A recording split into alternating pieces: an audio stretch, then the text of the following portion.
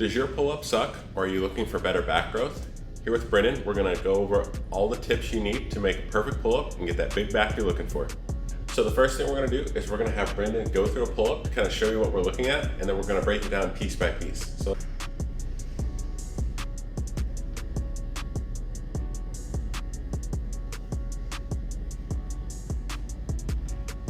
step one, the first thing you'll notice is his grip is just slightly outside of shoulder width. That's gonna be good. Oftentimes you'll see athletes make this mistake with pull-ups and lat pull-downs where they take their grip very, very wide. And all that does is it cuts down on the range of motion that you're actually able to get through the shoulder joint. So just outside of shoulder width is gonna be what's best for most people to get the biggest range of motion. The next thing that he did really well is he let himself kind of dead hang there at the bottom. You really want to get this deep stretch in your pull-ups. We know that that stretch position is where you're going to get a disproportionate amount of your growth. It's called stretch-mediated hypertrophy, and the research on it currently is very, very promising. So making sure that you're getting a stretch down at the bottom of the pull-up is going to be crucial. Each rep, full arm extension, but then even letting your scapula protract a little bit and get even more of a stretch down there at the bottom. Just outside of shoulder width, very good. Deep stretch here.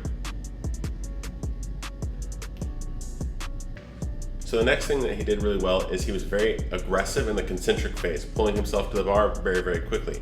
That's your time to be explosive, try to move worlds, move the bar, and be very, very powerful. But when he was coming back down, the eccentric portion of the lift, he was being very slow and controlled. We know that the eccentric portion of the lift is going to also get a disproportionate amount of hypertrophy. So really taking that slow, milking it out, and getting down to that stretch position is going to help you grow bigger. So some really common cues that you want to think about when you're going through a pull-up or that pull-down is that you're driving your elbows down, or you can imagine someone's wrapped chains around your elbows and they're pulling down from the elbows. A common fault that you can get into with a pull-up is you extend so much at the back that it starts to become almost like a row, like this. You want to be more big stretch and vertical.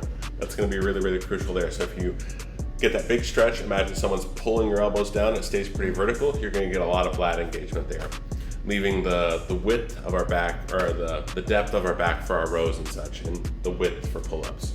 In terms of grip, you can do thumb under or thumb over, it doesn't really matter. Wherever you feel the best connection with your lats is going to be the right answer for you. This exercise is pretty difficult, and you might not even be able to do one as it currently stands. So some options that you have is start with lat pull downs or start with banded options.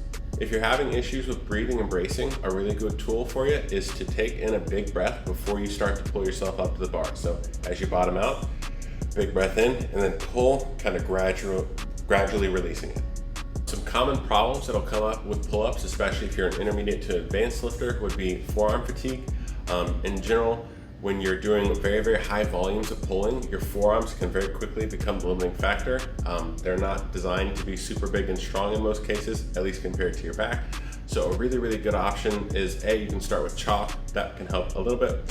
The next option I recommend is straps or bursa grips, completely taking your forearms out of the factor. The muscle group that you want to get bigger has to be the limiting factor. So if your forearms are the limiting factor in your pull-ups, by definition, your back is not the thing that's growing optimally.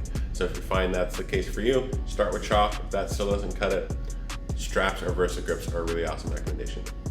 Advanced mind muscle connection tip with the lats. You might consider, if you're still not feeling this in the lats or getting sore in the lats the way you'd want to, consider doing a pre-fatigue exercise for the lats, whether that be lat prayers or pullovers, or a single arm cable lat pull down where you can really contract into that side. Doing those prior to your pull-ups can sometimes help you make lats the limiting factor. Hopefully you can take some of these tips and improve your pull-ups and get that wide back that you're looking for.